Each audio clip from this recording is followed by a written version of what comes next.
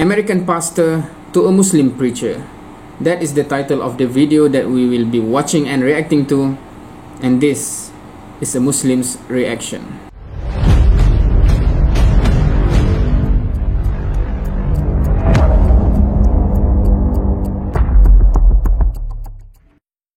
So in this video we will be reacting to, based on the title here, someone who used to be a pastor and then now a Muslim preacher.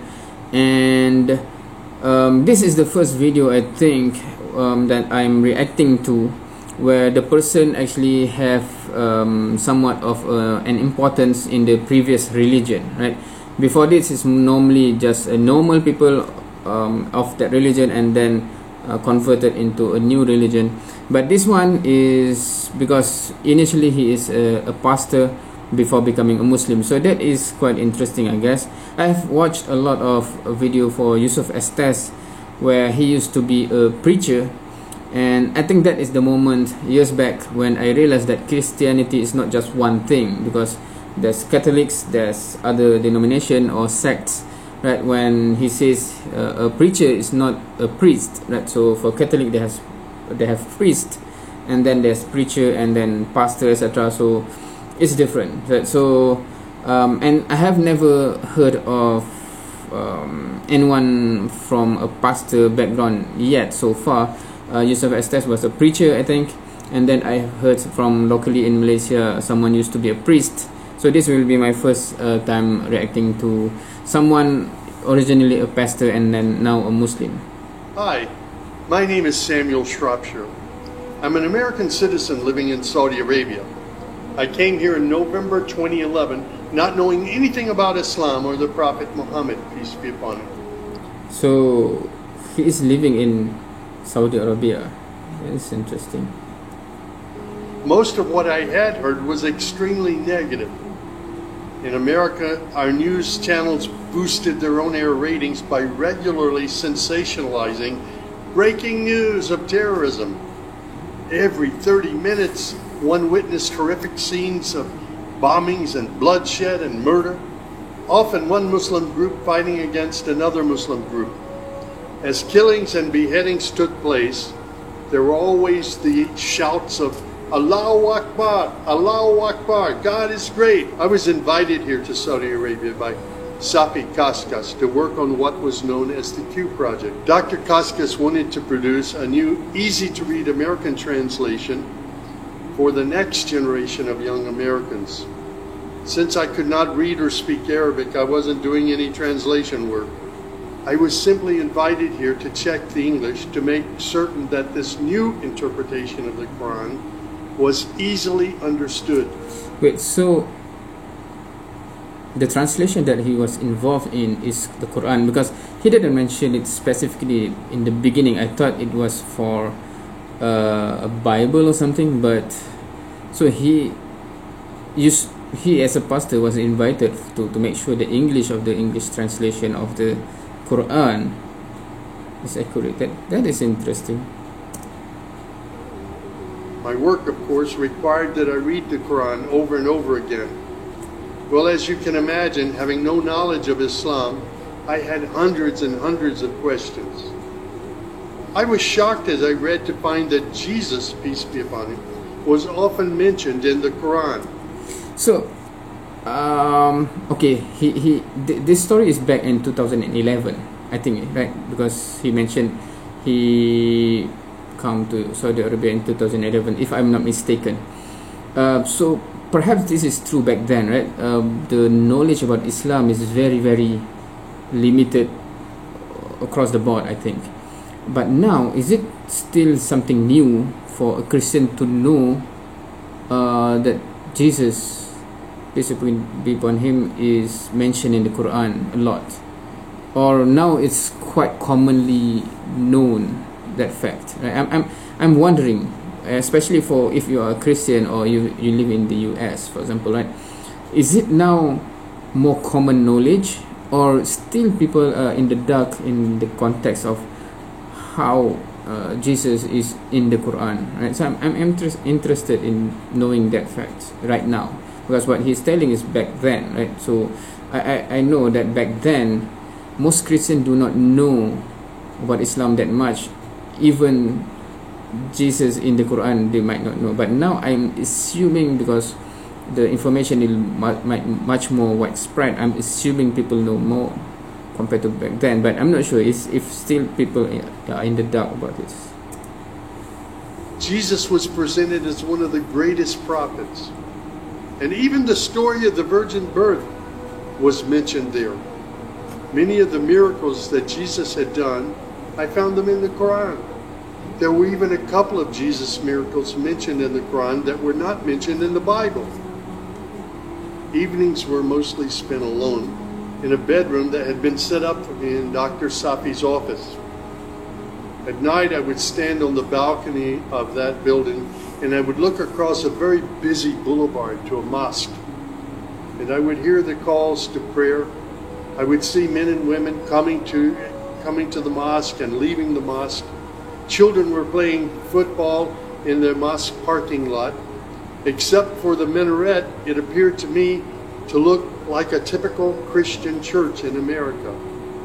My heart longed to be in that mosque. I felt compelled by God to go there.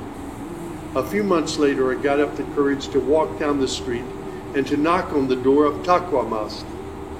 Now, nobody knocks on the door of a mosque. Normally, they just open the door and they walk right in. But I was not sure how I'd be received, so I stood there knocking until someone came to the door. That person simply said, "May I help you?"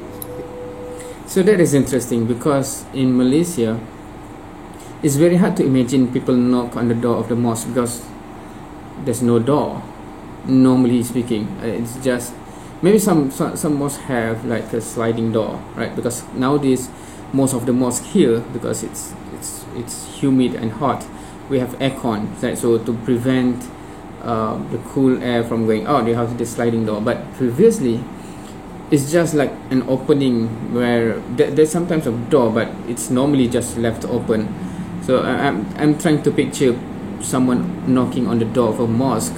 I cannot even picture it, because in Malaysia we do not normally have door to enter the mosque. It's just an opening like that and you just enter, normally speaking. I said, "My name is Samuel. I'm a Christian from the United States. Is it okay if I come inside?" And that man, Shafiq Zubir, who was the caller to prayer, he reached out and he hugged me and he said, "Of course, come in." I sat in the back of the mosque during prayer times for 3 days. I didn't understand what was going on. I saw men standing, bowing, putting their heads to the floor as the Imam led them in prayer. I had little knowledge about what was happening, but I felt God's presence in that mosque. So that's another thing about the image of people performing salat or pray, right? I'm assuming most of us worldwide have some picture of what happened in a church, because perhaps it's present in many movies or drama or sitcom or whatever, right? So you have the mental picture of some benches, etc., right? So people mostly do have some picture of what is a church look like and what happens in there. But I think I'm not sure if there's any movie that depicts what happened in the masjid or in the mosque accurately. I cannot think of any, because that is quite interesting, right? Imagining someone who have never seen a Muslim pray and seeing in the mosque what is happening, I think it's, I'm not sure what is the feeling, but it's very different than what might expect. Because if I imagine I'm sitting at the back of a church, I don't think I will be in any way surprised at what will be happening, because I've seen it in movies. I've seen some, I can picture it, right? But in a mosque, I think that's quite interesting. If anyone actually come and see what is happening, what do people that come in every of the 5 daily prayers do actually in the mosque, it's quite interesting to ponder what is the perception and what is the impact. Yeah. And the men of Taqwa Mosque were so friendly to me. After 3 days, I asked Shafiq if he could teach me the first surah of the Quran, Al-Fatiha. This was a necessary element in praying the 5 daily prayers. I was memorizing sounds, but I didn't know what the sounds meant, so I started comparing them with an English translation I had, and I realized that there was nothing in Al-Fatiha that was inconsistent with Christian teaching. There I read the encouraging words that God was the most merciful, the distributor of mercy and forgiveness. My heart was being strangely touched by the words of the Quran and the love displayed by the men of Taqwa Mosque. Dr. Sadiq Malki would later drive me to the Islamic Education Foundation in Al-Hamra, neighborhood of Jeddah, where I said Al-Shahada. According to Islam, we're all equal. There's none above another. There are scholars, but their role is educational. As for the relationship with God, it's personal, it's direct. The faith itself is simple and clear. It's summed up in just 6 points. There is one true God who is unlike any other being. He is neither born nor does he give birth. He has neither spouse nor offspring. Nothing is comparable to him. He's all-powerful. He knows everything perfectly. He is the most merciful. Secondly, a belief in angels who are indeed the servants of God. They obey God's bidding and they do whatever they're commanded to do. They don't have any free choice. Thirdly, there's a belief in divine revelations. Islam acknowledges that God reveals scriptures including the Torah, the Gospel, the Psalms. However, down through the ages, many of these divine revelations had become distorted and somewhat corrupt. The Quran, which also contains God's revelations, is intact. It hasn't changed from the very beginning. The Quran, which also contains God's revelations, is still intact in its original form. Fourthly, there's a belief that in all earlier prophets and God's messengers, not just Muhammad. They believe in Abraham and Isaac and Moses and Jesus and hundreds of other prophets. They believe that the prophets were the best of mankind. Muslims believe in the last day. That's to say, this includes the belief in all that God and His messenger have told us about, what happens after death, including recording of good and bad deeds, the resurrection and the gathering of all creatures, the reckoning that will take place on the great judgment day, the prophet's intercession, as well as heaven and hell. Man's ultimate aim will be to save himself on that day. Muslims believe in the divine destiny of predestination. Whatever God wills is certain to take place, and what He has not willed will never take place. This present life is a test for man, and man should endeavor to pass this test. These tenets of faith appeared to me entirely consistent with human nature. So what he described, because I'm just listening, because it's basically the rukun of iman, right? The tenet, the basic. I'm not sure what is the exact translation, but it's basically the 6th pillar of iman, right? The belief system that we have. So that's basically it. The 6 items. He just go one by one explaining. And then I asked, how can one become a Muslim?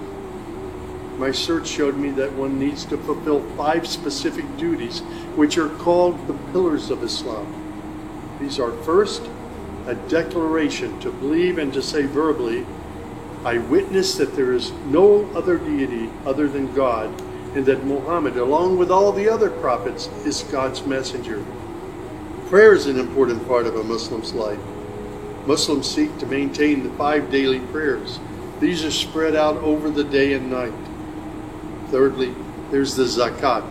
2.5% of one's property is an obligatory charity, provided that one owns more than a certain threshold and holds it for a year.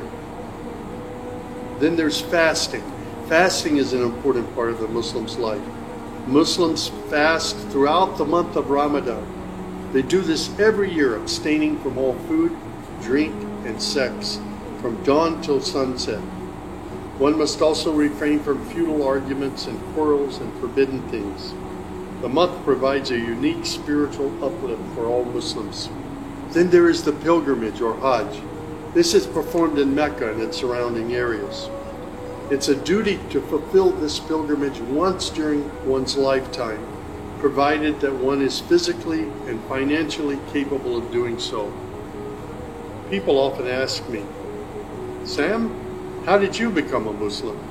In the church was a library, and in that library were children's books. One of the books my mother got over and over again was called The God of Abraham.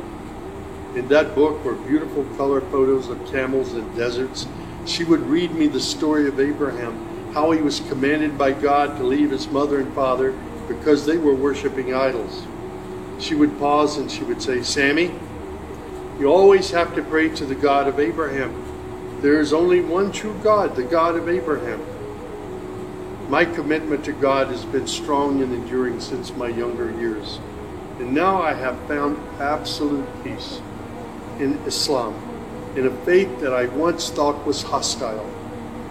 I found friendship and hope amongst a fraternity of other Muslim brothers and sisters. I have found a family of believers.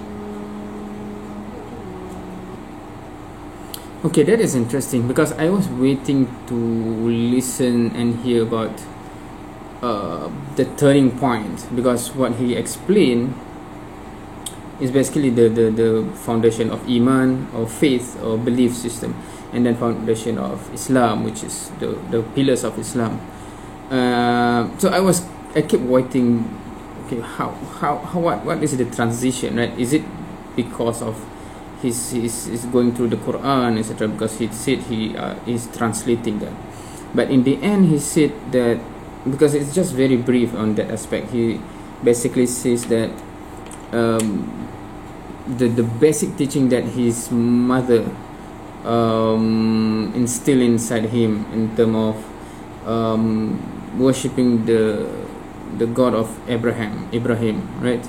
And then he has found it, I think, right? So it's quite interesting. I'm not sure whether there's a video where he elaborate more on the journey itself, or it's because it's not elaborated here, unfortunately. But yeah, that's the video. And yeah, we will find something. Hopefully in the coming video there will be more elaboration on the journey itself, the consideration, etc., because I'm interested in that, in terms of understanding how someone can, because he didn't even touch on his past life as a pastor, right? What does that entails, what did he truly believe then, and how it changed, etc. So it's not in this video, unfortunately. So but anyway, that's the video and that's my reaction, and we'll see you back. See you next time.